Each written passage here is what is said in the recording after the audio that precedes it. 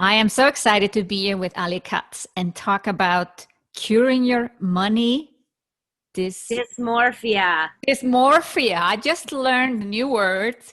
I'm always adding to my vocabulary in English. And I am so curious to learn more about how I can cure my money dysmorphia and how you can as well, dear listeners. But welcome on the show, Ali. Thank you, Sigrun. So good to be here. So we met in person, Ali just told me, probably at Iconic with Ali Brown last November. It's one of the last events some of us went to. I managed to go a couple of events first week of March. It was really tight and then everything kind of closed down. So I don't know when we'll have an event like that again. Yeah, and like you at the time you were planning, I think, a really huge event yourself, and so all of your plans were completely shifted and changed. I would say derailed, but I trust that life has provided you with even better possibilities than that. Absolutely. So I'll have to catch up and hear what happened. Yeah. It's interesting that actually through this decision of having to postpone my event and not being able to travel, I have been able to do some other things, but that is a topic for another episode. Another day, yes. I'll have to come on. I'll have to interview you, Sigrun, and find out how did you make the shift and what even better things came as a result. Because I know you. I turned this into an even better possibility. Yeah. So Ali, this is about you, and we want to learn from you how to cure our money dysmorphia, our money issues. But before we come to that, I want to know how and why are you doing what you're doing today? Like, what did you do before and why did you make this your topic? Mm-hmm. Yeah, so thank you for asking that because it turns out that much of my life was actually run by my money dysmorphia, but I couldn't see it because it's really a hidden disease, you know. And I say dis-ease that way because, you know, it's not a disease that's, you know, diagnosed by a doctor, but it is a dis-ease that is driving many of us, and it drove me, and it drove me to heights of great success, you know. The reason that I was at Ali Brown's Iconic event is because Ali had been my mentor back in 2008, 2009, when I had really been at the height of that external success, and that I had achieved all of the things that I could possibly imagine achieving. I had graduated first in my class from Georgetown Law. I had worked at one of the best law firms in the country. I had started my own law practice and built that into $1 million a year business. I had then started a second business and built that into $1 million a year business. I had written a best-selling book on legal planning for families. I had appeared on TV as a family, financial, and legal expert. And then I had joined Ali Brown's, you know, $100,000 diamond mastermind the very first time that she offered it. And that year that I was in Ali's program, I cried at every mastermind meeting. I didn't understand why I was crying. I didn't know what was happening.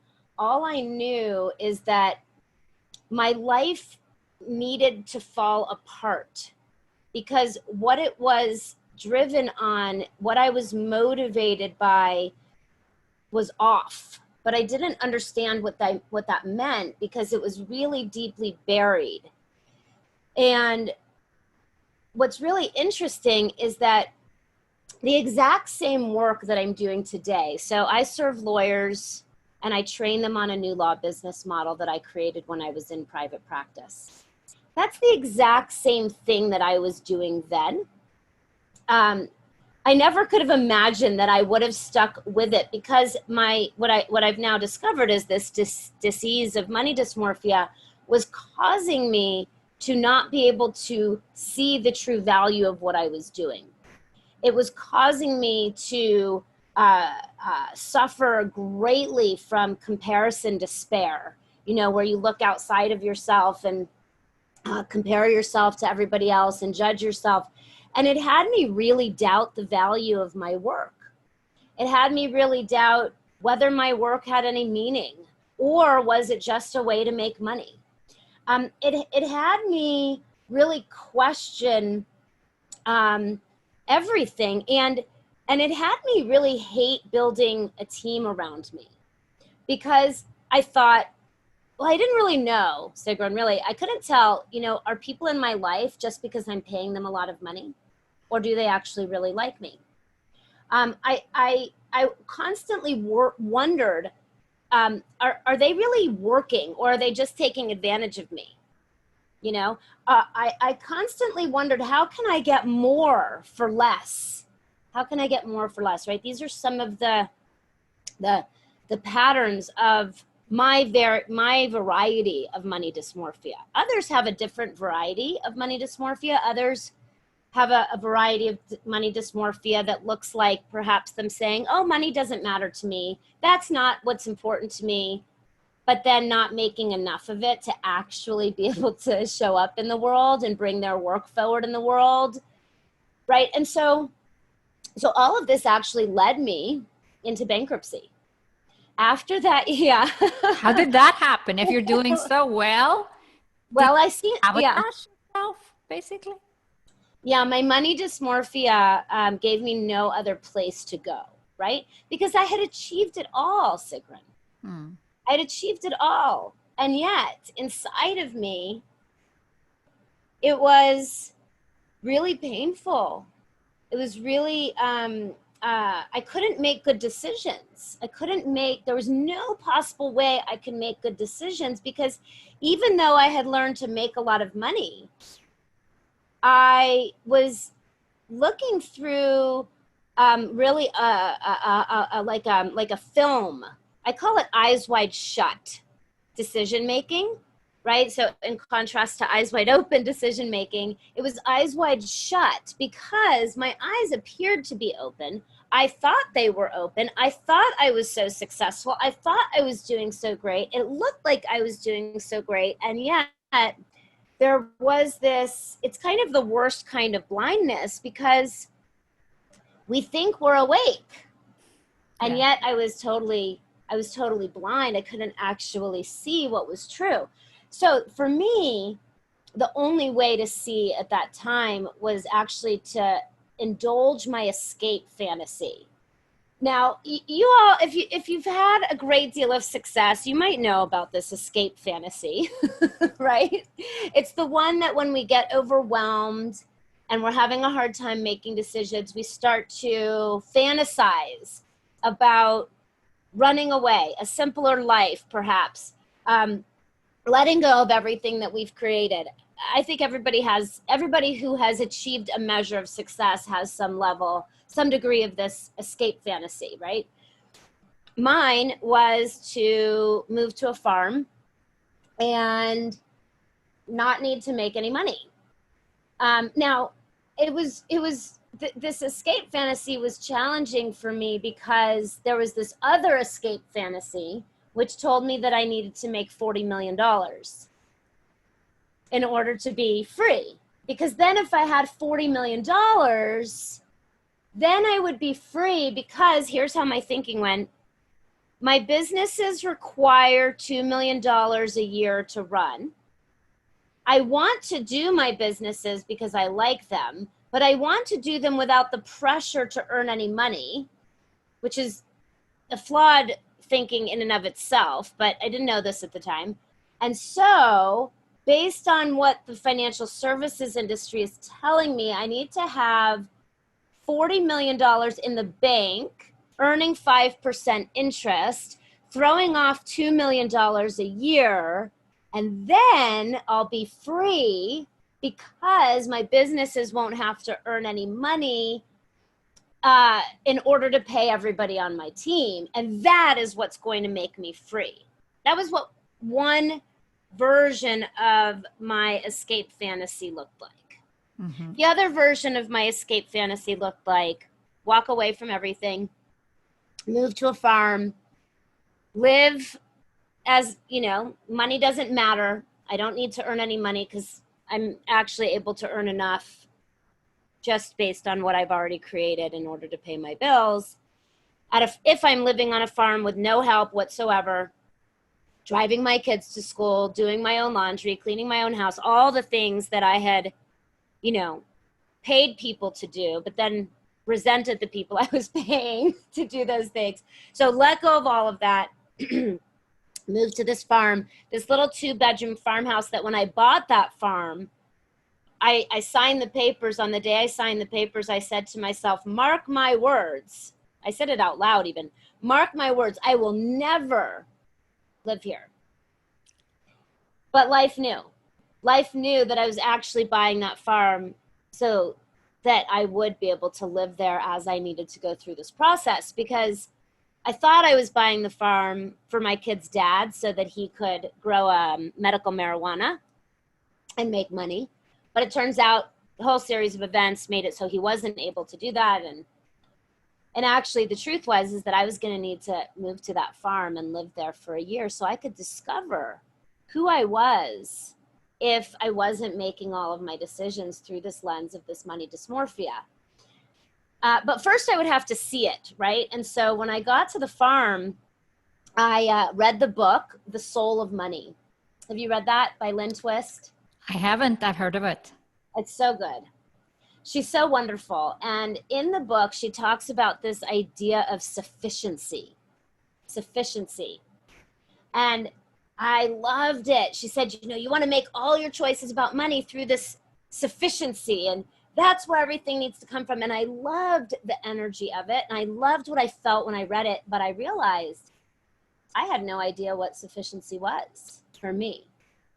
I couldn't just switch, flip a switch in my brain and say, okay, I'm going to make all my decisions from a place of sufficiency, because my wiring was not actually rooted in sufficiency. It was rooted in more.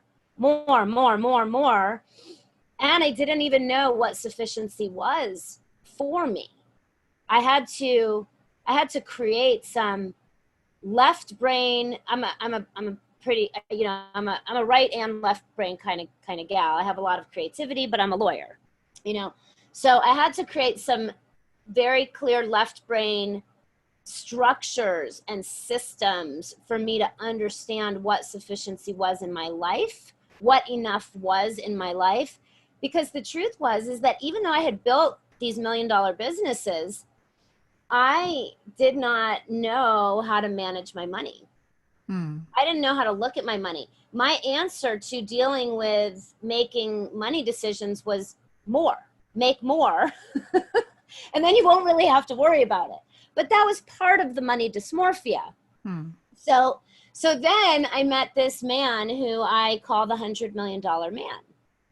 And it was such a gift that I met him when I did. He's passed now, actually. He's died. And he actually changed things at the end of his life. But when I met him, I thought, okay, this guy is going to be the most free man ever because he's got $100 million. So he's way past my 40 million that I thought I needed. He's for sure going to be the most free man I've ever met. And he was the most trapped human ever. All he could talk about was his money, where it was, how much he had, how he could access it, what forms of currency it was in. And he had this deep down terror, probably true at the time, that people were only in relationship with him for his money. And he didn't know. And he was in the midst of a divorce that seemed pretty clear that this woman that he had married really had just married him for the money and was now taking him for everything. And he was really terribly hurt. And so being able to see life through his lens, and that $100 million did not free him, it actually just trapped him further. And then reading Lynn Twist's book, The Soul of Money, and then being here on this farm where I had let go of everything that I had created, my brand, my image, my ego, to discover who am I really if money doesn't matter?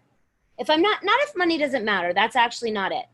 If I'm not making every decision through the distortion of money, and money is in its rightful place in my life, and I actually understand what I actually need and what I actually have, and then I can make my decisions eyes wide open through a clear lens. When I came back, you know, and then I filed bankruptcy, which was like the thing I had been most terrified of, Sigrun. Like, that's the ultimate failure, the ultimate shame. But I faced it. I did it. So how actually did it happen, the bankruptcy? Did you just self-sabotage, or? It was a combination of both, I would say, self-sabotage, but also self-liberation. Because that fear of bankruptcy in some ways had been driving and motivating me to all of the success that I had. So maybe you had to go through it. There's no question. There's no question that I had to go through it, because it allowed me to see what was true about money. It freed me. It liberated me. Now, the reality is now, it's quite interesting. The reality is now, I have as much debt today as I did then. It's 10 years later now. So that was 2000. I filed bankruptcy in August of 2012. So we're, now 8 years later now. And I love credit. I love debt. It is an incredible resource when we understand how to use it wisely. But I didn't understand how to use it wisely. And so back then, because I didn't understand how to use it wisely, and I was suffering from this money dysmorphia that I couldn't even see, and I was making these eyes wide shut decisions, I couldn't get into right relationship with my resources. And so I was collapsing under the weight of all of this. Whereas today, because I've freed myself of I wouldn't even say that I freed myself of the disease. Like, if I'm not using the tools that I created to heal, then I can still fall right back into it. It's, it is a distortion cultural level that can really take over at any time, unless I'm staying awake, aware, and making eyes wide open choices. But back then, it was just a crushing weight. And I thought that I was trapped by it. And I couldn't see an income model. And I couldn't actually even really truly believe in myself or my work from that place, right? So the bankruptcy, it was funny. I don't know if you know who James Altucher is. Yeah, I've met him. Yeah. Yeah. So I called him because we were friendly at the time, and I was like, James, can I really do this? Can I just file bankruptcy? I needed like his permission, and he was like, yeah, you can. You could just let it all go. And I just kept getting these signs from life, from the universe. Just let it all go, Alexis. My name was Alexis back then. Just let it all go, Alexis. Just let it all go. Find out who you really are. Find out what really matters. So I did. So that was August 2012. And then coming back out the other side of that, what I learned is like, oh, I could just live on this farm forever. I'm making plenty of money. Because of the way that I had structured things in my life, and I'm an asset protection lawyer, and part of the bankruptcy also was I wanted to test out some of these asset protection strategies that I had learned and was, sharing with clients and like, see, do they really work? And yes, they do. So my company was able to keep operating and keep doing what it was doing in the world, just at a much smaller level, because I couldn't manage it at the level that I had created. And so it paid me a lot less money. And I discovered, oh, I've actually created enough in the world at this point where I could just live on this farm and not really work that hard. You didn't need the 40 million anymore. And I don't need that 40 million. I actually am financially liberated. I'd been chasing this financial freedom number that the financial services industry had kind of falsely implanted into my brain. The media had falsely implanted into my brain.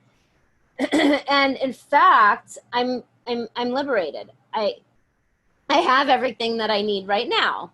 So now if I have everything I need, what do I want? What happens when I start making my decisions from this place of what I want and I have right relationship in my resources? So what I realized that the money dysmorphia does is it distorts our ability to understand our resources. And time, energy, and attention are non-renewable resources. Money is actually infinitely renewable. Absolutely. Right? I mean, you know that. I know, I've seen you make your choices from that place of money is infinitely renewable when we know how to earn it, access it, and use it wisely. But I didn't. Even though I knew how to earn a lot of it, I didn't know how to use it wisely, right? And so from that place, money wasn't infinitely renewable because I knew I wasn't actually managing it well. I wasn't taking good care of it. I didn't know how to do those things at that time. So I was compromising my time, energy, and attention. Those are our non-renewable resources, right? Once we use time, energy, and attention, we don't get that back. You know, we're all marching towards the same reality of no more time, energy, and attention. We're all going to die one day. And so that time, energy, and attention is the real non-renewable resources. And so I learned, okay, I get to align my time, energy, attention, and money, my team resources, not from this place of need, because I know how to meet the need. And that's really important, by the way. That's really, really, really an important step, because a lot of us, because of this distortion and because of our distorted relationship with need, are unwilling to look at what do we really need? What do we really need? And for me, what I realized is, what I really need is $5,000 a month. That was my minimum to thrive. That's part of what's built into the model here. $5,000 a month, a piece of land, a car. Yeah. And I'm good. You know, I'm with my kids. I don't actually need more than that. So knowing that I can meet my needs allowed me then, and meeting my needs allowed me then to start to focus on, well, okay, then what do I really want? What do I actually really want? Not because $1 million business means success, but because what I'm creating is actually going to fuel what I really want. And from that place, I realized that I am actually meant to serve lawyers, which was kind of shocking to me because I thought I had been running away from that. I thought I'd been running away from being a lawyer and serving lawyers because I wanted to be able to be all of myself. And I thought that if I was all of myself, at that time I was living with two names. I was Alexis Neely and Ali Shanti. I had these kind of like two personas, and Alexis Neely was my lawyer persona and Ali Shanti was like my priestess persona. And I wanted to be able to do that. That was an important part of my psychological and emotional development. And I thought, well, I'm not going to be able to be a lawyer and do that. And I'm not going to be able to serve lawyers and do that. But once I was able to recognize that I could meet my needs and be both Alexis Neely and Ali Shanti, I didn't have to run away anymore from being a lawyer or serving lawyers. And then I got to discover, oh my gosh, my work for lawyers is actually really important and valuable and brings something to them into the world that nobody else does. And I actually really love doing it, which I couldn't see from the distortion, right? I kept thinking I needed to be doing something else. Right? But actually, this is what I am meant to do. And this work really does truly serve the lawyers and the world. And I really do love it. And so I was able to just restructure the foundations of everything that I had created and no longer be coming at it from this place of compromise. Hmm. So what ended up happening from there is I built this business that serves lawyers that I had been doing in a different way from a different place before the bankruptcy. I built it into what it is today, and we are making a huge impact in the lives of the lawyers we serve so that they can make a huge impact in the lives of the clients that they serve. And today, my business makes $5 million a year of revenue, not just a million. I was stuck at a million for a long time. $1.5 million was kind of where I could get to. Hmm. And I kept getting stuck there by this, reality of dysmorphia. So today, the company does $5 million a year. Um, and it does that though because it needs it, not because I need it, not because I'm even making more money than I was when it was making $1.5 million a year for myself personally. Hmm. But what I have done is I freed up my time, energy, and attention. Yeah. So now my time, energy, and attention are able to be utilized from this liberated place so that I can, because those are my non-renewable resources, so that I can write my books and share these concepts with the world so I can help people make their aligned decisions and see money as, oh, money isn't what I thought it was. Money is not a symbol of my success. It is a fuel for my creative dreams. Money is not limited. It's not a thing that needs to limit my ability to do what I am meant to do here in the world.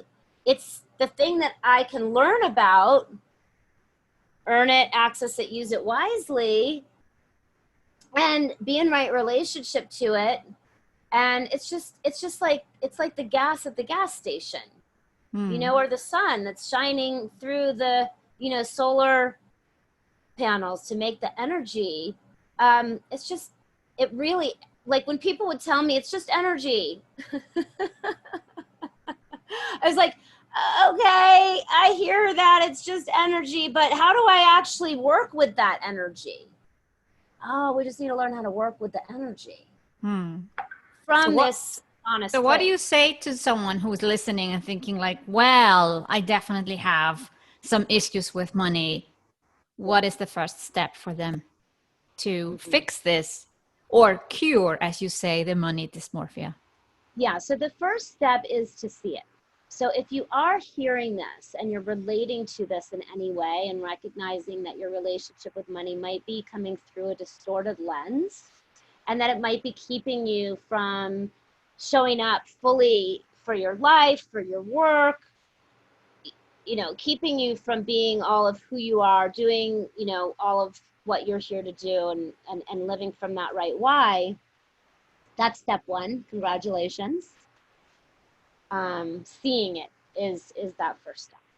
So once you see it, then what you want to do is get into right relationship with money in your life. And that begins by really knowing what you need, and beginning to separate out those needs and those wants. Your wants are beautiful. Your wants are welcome. But if you are driving towards those wants without actually having your needs met,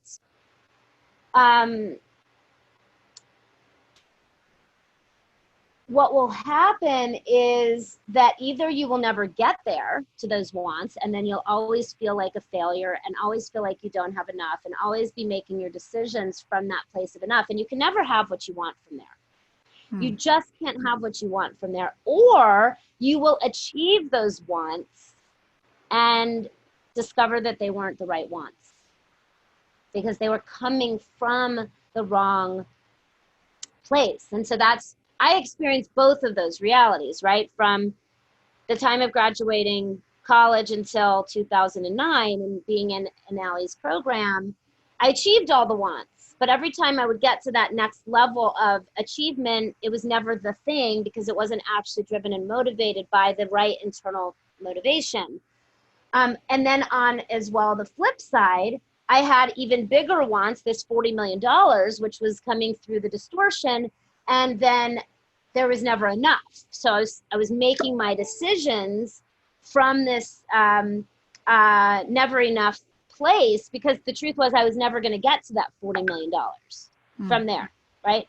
So when you get into this right relationship of what do you actually need, and I look at need in two levels: minimum to thrive and minimum to be of service. Mm-hmm. Those are the metrics. Those are the metrics of need, and then we get into wants. Preferred if I could afford it, and no limits. These are want levels. So when we can see the truth of these levels, and we can know where we are now, honestly assess where we are now, because that's the other thing that is a big distortion. A lot of us don't know where we actually are now. So this consistently surprises me, Sigrun, when I go to support somebody in this process, or to look at, their own investment decisions in their life.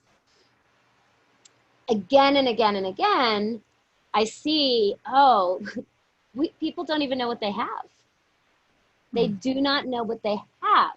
So if you don't know what you have, and you don't know what you need, and you don't know what you want, what is motivating your choices? What is driving you? Oh, it must be some sort of distortion field, because it's not based in reality. It's not based in reality. And so that's why we always need to start with, what do I have? What do I have? Let me see it clearly. And by the way, as an estate planning lawyer, and so that, my background, estate planning and asset protection lawyer, and now I, train estate and asset protection lawyers and business lawyers across the United States, and eventually across the world. And the very first step in the process of planning for what happens in the event of your incapacity or your death is to look at what you have. And invariably, people would come in to meet with me, and they're shocked to see what they have. They're surprised to see what they have. They're surprised to look at, if I became incapacitated or I died, my family would have no idea what I have, where it is, how they could find it, because I don't even know what I have. So, I had to develop practical tools for myself to be able to get clear on what I have, what I need, what I want, and then from that place, be able to structure my income model to utilize my time, energy, attention, and money in right relationship, so that I was building towards the next step with my eyes wide open, seeing the big vision of where I wanted to go. I've always known that I wanted to write books and, have a radio show. Today that would be, a podcast, but what you're doing. I've always known that I wanted to do that, but I wanted to do it from the right place with the right foundation. And, the truth is that writing books and having a radio show, these are big investments. These are big investments. And, I hear a lot of people who, they want to write a book and they want to have a radio show, but then they're disappointed with how well the book does or how well the radio show does. And the truth is that they don't actually have the time, energy, and attention and money to put into being able to create that and sustain what it takes to get that out into the world. Because It takes a lot. It takes a lot. And maybe they're spending time on making money, whereas they can't spend time on being creative that ultimately will help you make more. Right. And maybe the way they're spending time on making their money is not in full alignment. Maybe they are spending time on making more money than they need to. Maybe they actually already have what they need. And if they just restructured their reality, they could put their time, energy, and attention into the radio show or the book. But they're making all of those decisions very likely from the distortion field that money dysmorphia reveals. That when we can see the money dysmorphia, it can reveal it. Mm. And how does it feel though to grow from that place of, I have all the success that I wanted to have, I'm making the money, I guess I'm driving the car I wanted to drive, I'm buying the clothes I wanted to buy, and suddenly you're down to $5,000 a month and nobody helped you in the household. What did it do to your self-confidence or? Oh man, I spent that year praying a lot because I was really confused back then. It all makes sense now, Sigrun, but back then I was still in it. I was still in it, and I was so confused because one part of my mind was saying, is this a show that I should watch my language on or use my full language? Oh, we watch language. Okay, great. Thanks. I'm glad I asked. So one part of my mind was saying, you effed it all up. You effed it all up. You've ruined your life, Alexis. You were on the path to all the success. I mean, there's a certain amount of something that drives a person to graduate first from Georgetown Law, right? That doesn't happen just because I'm super smart. It happens because I studied more than anybody else. There's a certain something that drives somebody to build $1 million a year law practice in just 3 years. It's a level of drive and motivation that few people have, right? There's a certain something that drives somebody to write a best-selling book, go on TV, right? All of that lived inside of me. That motivation. Turns out, by the way, that motivation was like a proving energy. There was like, I needed to prove something, right? Yeah. Mostly probably to the people in high school who had outcast me. We're always proving, maybe to our parents or somebody. Yeah, or to our, right, of course, right. This is the ancestral stuff. It turns out it's not high school. It's not even necessarily just my parents. It's generations. But so that part that had been motivated and driven to do all of those things was like, what are you doing? You ruined your life. But there was this other part that, as I prayed, began to come through. And I guess at the time, this was this Ali Shanti part. I was just getting to know it then.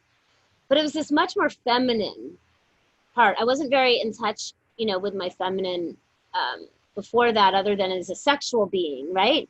But it was actually this this much softer, much more tender part of myself that I just was coming to get to know at that time, that was reminding me, oh, actually, you can trust.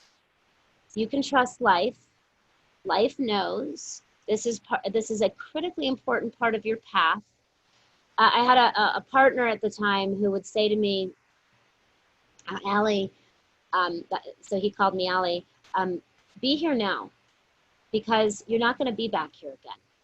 And it's really important that you be here with all of these feelings that I had never allowed myself to feel before. I learned to cry during that time. I had always been somebody who never cried, was so driven by my mind. And what I discovered, Sigrun, is that my mind and my heart were disconnected.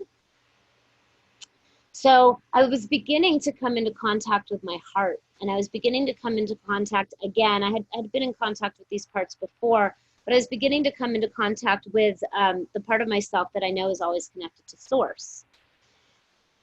And these were both new and familiar concepts. I had learned the concepts at the mental level prior to this time, but I had never had the opportunity to just actually live them in my own life.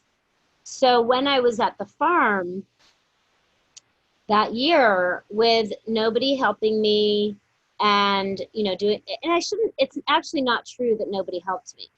The help came from unexpected places. Oh, I don't have to pay people to help me. That was a surprising thing. And I began to see how much, or I can pay people in different ways. Here's a really funny story during that time, actually. So during that time, I went to speak at Lightning in a Bottle, which is a festival here in, it used to be. Maybe one day we'll get back there again. Yeah. But I went to speak at this festival, Lightning in a Bottle. And when I got there, there was this incredibly beautiful dress. I mean, I'd never seen a dress that gorgeous in my life by one of the artists. Saphira Fierce is her name. And she's displaying this incredibly beautiful dress. And it turns out that right after the festival, I was supposed to go to a photo shoot with Christina Marassi. And I had prepaid for this photo shoot. And Christina had messaged me and she said, okay, Allie, you got to use this photo shoot now or it's going to expire because I'm not going to be doing photo shoots anymore. And I was like, wait, no, I can't do this photo shoot now. I have no clothes. I have no money to buy clothes. I'm like in the worst part of my life ever. And I can't. And she said, no, you have to. You have to do it now.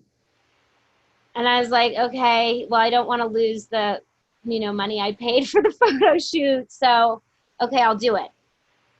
This is just an example of how life really does have our backs when we surrender beyond the mind into like really deep listening. And so my mind was telling me that life was horrible and life was bad and all these bad things. And yet, right, life is actually showing up because life knows. So, and I had actually done this very smart thing where before the bankruptcy, I had properly aligned my resources and my company had bought an RV because the RV was necessary for me to go out and do the thing that I do, which is speaking. So I'm in the RV and I haven't, in my mind, I have no money at this time, but I had aligned my resources well. So I'm supported. And every time I go to the gas station to fill up the RV, I have to use my debit card. Can't use a credit card anymore because I don't have any more credit. Can't use credit anymore. I have to learn to live on cash, which I had never done before. So it was really scary. Oh God, is the debit card gonna work? Every time, right? Terrified, but it worked. So I get to the festival and I know that after the festival, I'm going to do this photo shoot. And I don't have the clothes for the photo shoot. I have my own clothes or whatever clothes I have. And I see this incredibly beautiful dress and it's $3,800. And I don't have $3,800. In the past, I would have just used my credit to buy it. But I can't do that now because I don't have credit anymore to use. And I went and I talked to the artist and I said, Saphira, I have this photo shoot coming up and I want to wear this dress in my photo shoot and I don't have $3,800. And I said, would you allow me to borrow the dress for the photo shoot? And she said yes. Mm. I never would have ever asked anything like that in the past. I would have just paid. I would have just bought it. I would have just paid.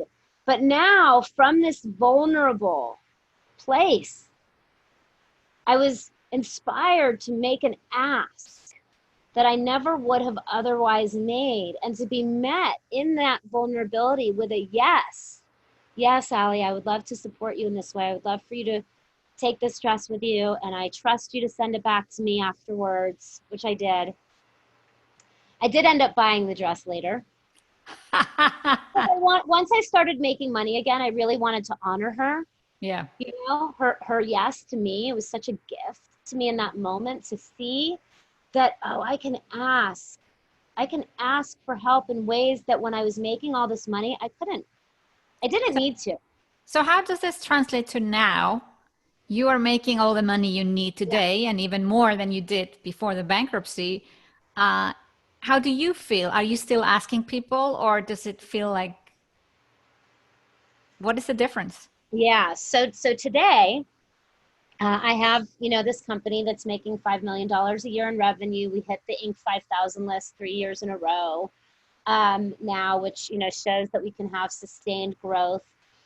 And yes, but then I also have a startup. I'm in startup mode again with Eyes Wide Open, which is work that I had actually put on hiatus 4 years ago when my daughter started going through her teenage years, high school, sex, drugs, and rock and roll. And I realized, oh, I can't run two businesses and raise my teenagers. And so my daughter's 20 now, almost 21. My son is 17. And I needed to actually put Eyes Wide Open on pause so that I could, and I was able to do that because of this work, because of the work of what I call the money map.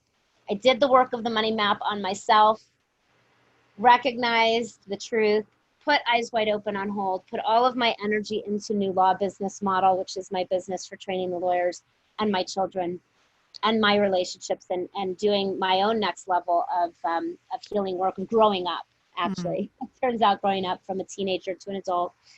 And so in that time, as New Law Business Model was growing, if I didn't have this work, I don't think that I would have been able to make the investment choices in my business that I was making each step of the way.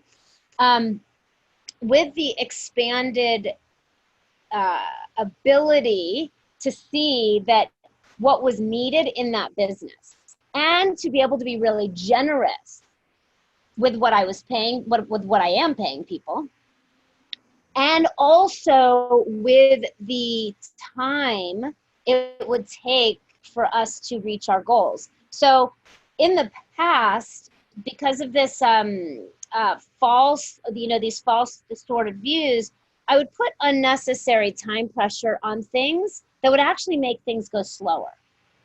And I wouldn't be generous with the money because my own needs, I didn't know that my own needs were met. It turns out they were, but I didn't know that.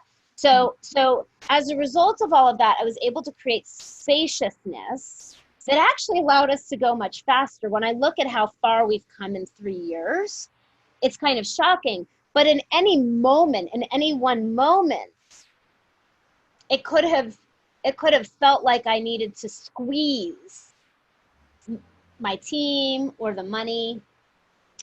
So, I've been in this dance with it. And as a result, I've been able to be generous. And so I've only increased my own pay as I've been able to see that the company is really ready for me to do that. Right? But because I was getting paid what I needed, and I was in right relationship with that need, and I don't mean need like at a minimum to thrive level, but I mean need at a minimum to be of service level.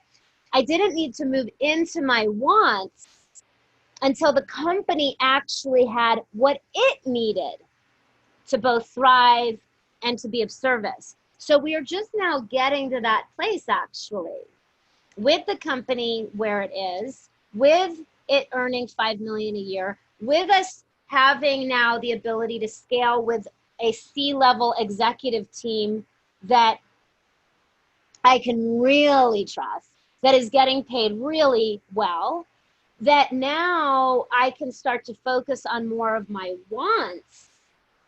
Again, because I have that clarity between them.